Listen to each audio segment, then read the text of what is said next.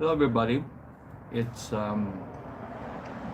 Tuesday, and it's about past 7 in the morning. So I decided just to do this vlog, this early sunrise, in my backyard, with all background car noise. And so as you see in my title and the thumbnail, so I'll be having a conversation about geopolitical issues while having coffee.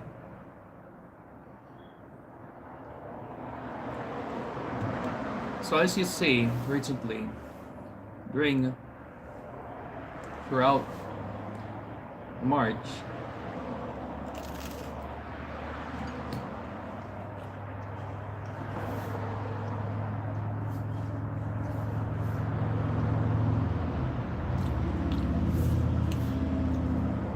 so it's already marked 20 years since the um, the Iraq invasion by the my government, the U.S. has already happened.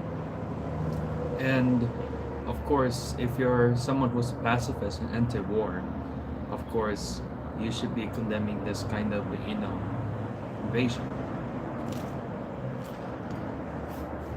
It's already been marked 1 year since the Ukraine invasion by Russia, and it really has affected the world. But we'll get on to this side. As you see, the what recently happened in March with China and its geopolitical policies in the Middle East. So as you've seen recently,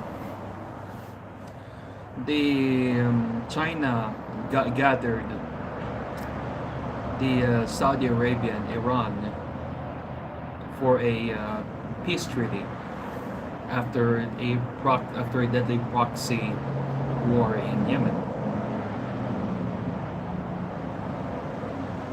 For me as an American, this is really alarming because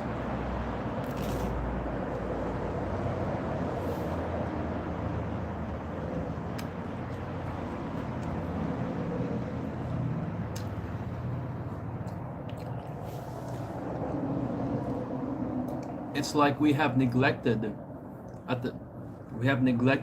countries to come towards peace talks. Like we've hyped up war and tried to use them as proxies because of course there's a lot of money involved if you're someone who's working in defense corporations. And of course, when there's lots of guns firepower happening, when there's war, there's a lot of profit to be made. It's historically had been that way since World War II.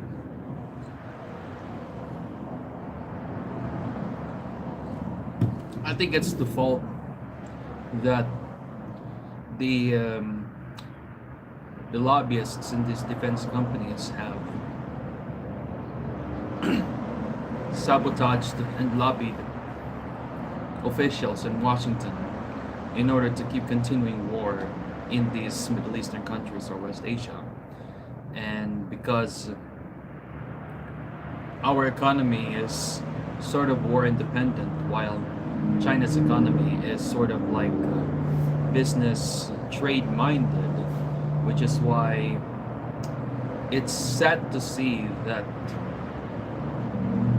we're allowing China to keep ramping up like this, like what we see with China signing a peace deal between Iran and Saudi Arabia.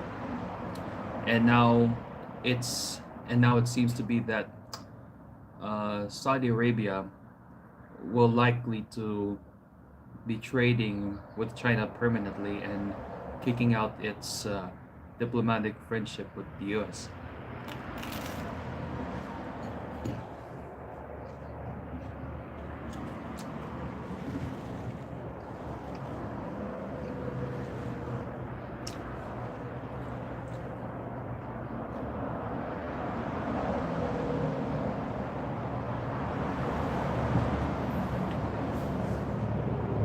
But as an American myself, instead of blaming China, I think that we Americans, we need to do something to really sit down the peace talks, like what China did to Saudi Arabia and Iran, into having into signing peace treaties and accords, just like what happened during the Carter presidency with the David Accords, between Egypt and Israel, and of course Trump's so-called Abraham Accords, but not that effective like the David Accords.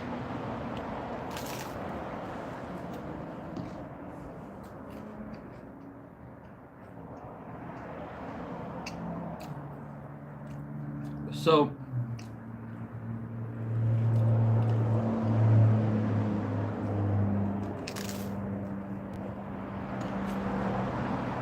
but there's gonna be people who are gonna sabotage peace talks, the protests, lobbying in many forms, to keep continuing hype of war. Just like the US always declaring invasions and attacks to other countries, which is giving Chinese imperialism the leverage.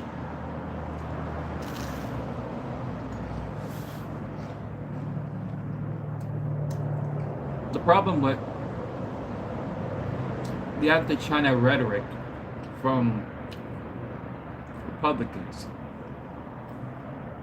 is that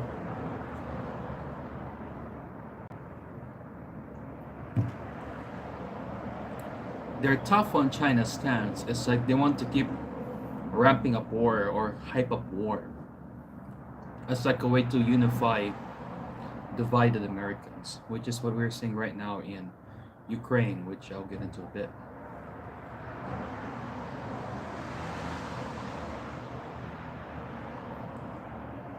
But I think there are ways to get tough with China, aside from trying to stand up to them or beef them up. But it's to sit down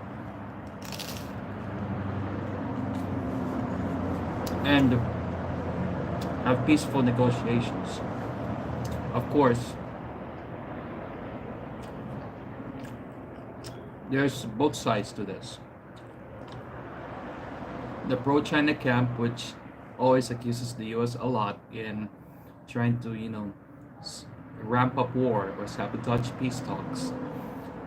And the other is the anti-China, anti-communist right-wing Republicans, especially the Asians who are anti-China Republicans, are trying to hype up war or say that or want to call for an invasion of China, or pushing China to invade, maybe let's say Taiwan, as a way to unify divided Americans who are facing everyday problems in the United States.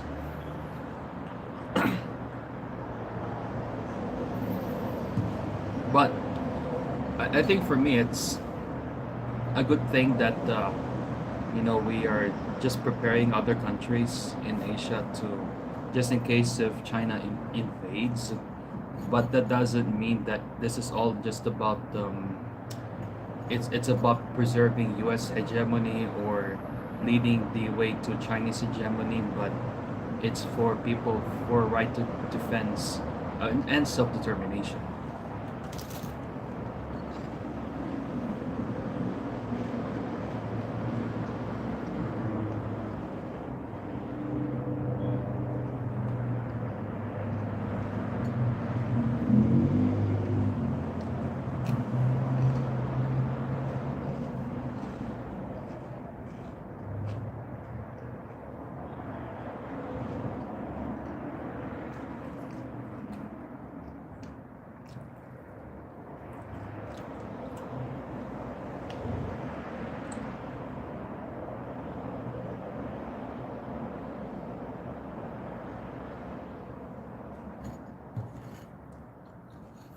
So let's go to Ukraine. And it's already been more than a year since Russia launched an invasion of Ukraine. And of course, there's a lot of things to tackle here. And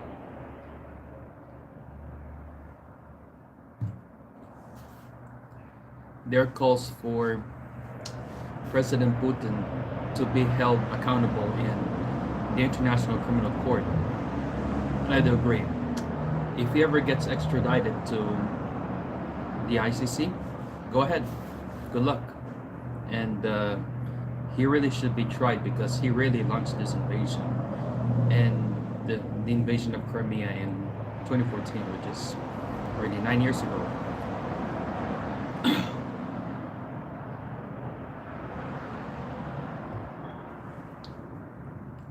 There are both sides to this because Putin really makes a lot of good propaganda and misinformation, as he himself was a spy, and he spreads disinformation about the U.S.-backed revolutions in Eastern Europe, etc. Not saying that not all U.S.-backed counter or color revolutions are bad, but some of them are reasonable, especially the ones in Eastern Europe. Well, there's a group of who claim to be on the left or anti-communists or communists, socialists, but they're not really. They're just they don't mind supporting right-wing fascists who oppose U.S. hegemony or who are opposed to U.S. imperialism. There's a difference between anti-American and anti-imperialism.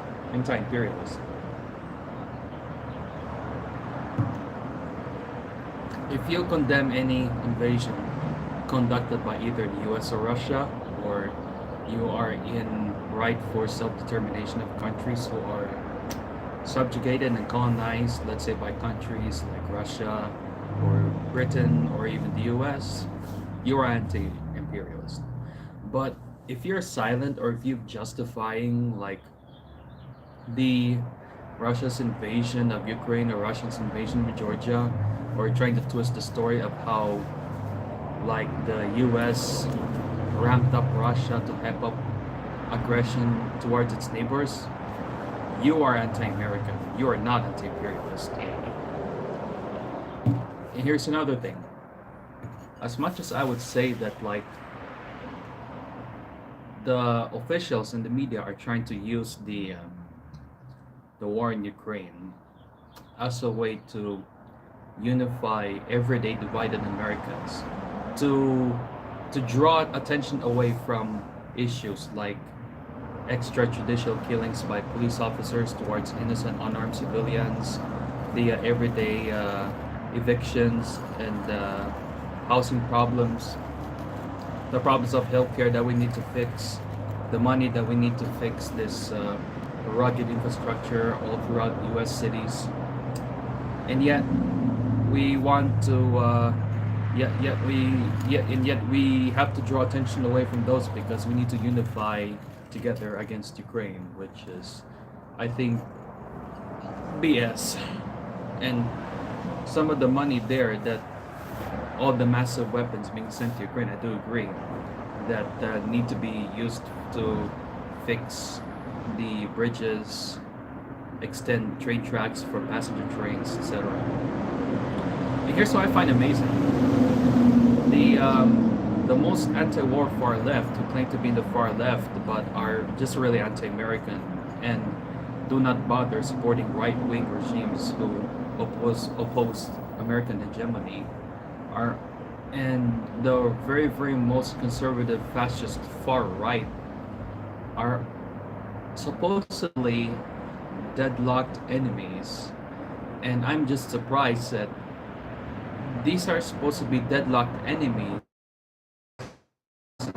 unifying together. Russia swallowing Ukraine, and the U.S.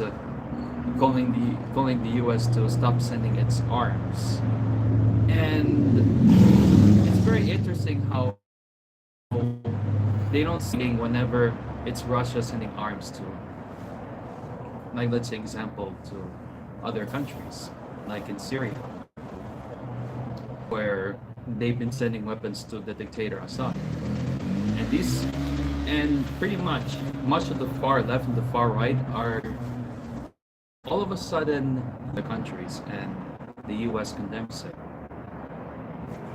Because pretty much people on the far right will tend to justify the U.S. invasion of other countries, while the far left will justify their condemnation of the U.S. invasion. But together as one, they're unified of Russia swallowing other countries. And they're probably going to do the same thing in case if ever that China invades Taiwan, which might be possible. Well, even though that there are anti-China groups within the right wing that will probably be on the other side. So which is what I'm going to get to here. I think that the Ukraine invasion really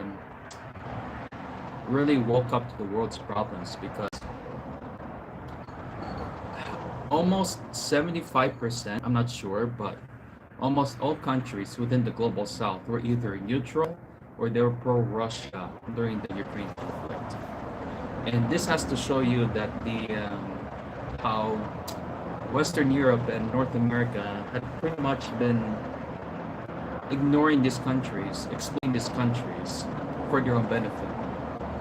And as you see, most of the countries in Africa and parts of South America were pretty much voted or abstained of Russia committing war crimes. And instead of condemning them,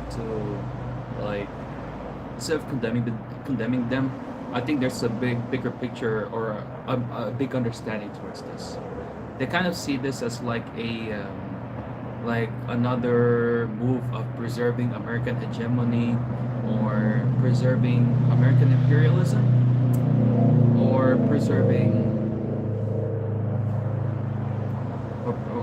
preserving the U.S. status quo, and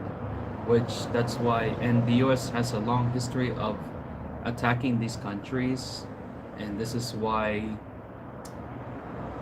these countries don't see this as a war between Ukraine and Russia, but as another proxy war or crossfire between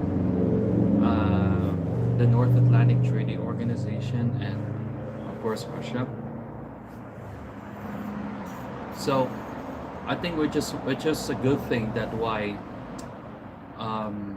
it was a good thing that the Biden administration, through Kamala Harris, the vice president, started to make trips towards African countries as a way to try to do trades, business, and all the lists, in order to really make Africa feel special to the US. Because if the US doesn't do it, China and Russia will imperialize Africa, just as Russia has been imperializing South America, because the US has been imperializing these countries through exploitation and poverty, while Russia has been imperializing these countries through their so-called social justice or liberation. Which is where I'm gonna get to Brazil. So recently, Brazil's president Lula da Silva pretty much said that the Crimea should be given to Russia, or that Ukraine should not have Crimea. And there was an alarming between the Ukrainian community, and there was a lot of condemnation from Ukrainian politicians towards President Lula da Silva. But I don't really blame Lula for saying that, because not to mention they have a business alliance which is called BRICS, which is Brazil, Russia, India, China, and South Africa. So they formed this BRICS, and Lula da Silva was one of the Brazilian president at the time that it was created more than 10 years ago, as a way to counter the hegemony of the United States, because they believe that the United States has been bullying these countries through threats, exploitation, and their so-called free markets, which leads to millions to poverty. So, as much as we need, as much as the U.S. really needs to really have a peace negotiations with these countries where the U.S. is so hostile towards too, because it will give the excuse of China or Russia to imperialize these countries, because the U.S. is hurting these countries economically through sanctions. So, which is why I think that as an American myself, in order to really, if we want to like stop Chinese and Russian imperialism towards these countries, the really thing is to really unsanction these countries, open trades businesses with them. It doesn't matter if they're socialists or capitalists. But the problem is that there's a group of diaspora from these countries who are here in this country, and they do nothing but to try to hype up war and hype up invasion of these countries, or in other words, regime change. And where it we know this kind of path where this leads to, and it's not really good. So I think in countries like Cuba, where the U.S. has been sanctioning them embargoes and threats towards companies who want to do business in Cuba throughout the past close to 70 years or 60 years, I think. And we're strangling these countries, and it's giving the excuse of China to go to these countries and colonize them, because the US is attacking them through unnecessary sanctions. And of course, there are, especially the Cuban diaspora in Florida, they don't want anything but they want to sabotage peace talks and regime change, because as I've been saying in my videos earlier, that these Cubans want to return to when Cuba was once like a puppet regime of the US, and many people did not have the many opportunities like they have now with the good healthcare workers in Cuba. So that was the reason why Lula da Silva, the current president of Brazil, at the time, he formed the what they call the Sao Paulo Forum, which is a forum in Sao Paulo, Brazil, or it was named after in Brazil, where there are a bunch of left-wing socialist governments who want to unify against the exploitive attacks by the US government in the name of spreading freedom and democracy. So they unify these democratic left-wing countries towards the US to hold the US for unnecessarily sanctioning these countries or choking these countries to try to steal their resources or to keep people poor.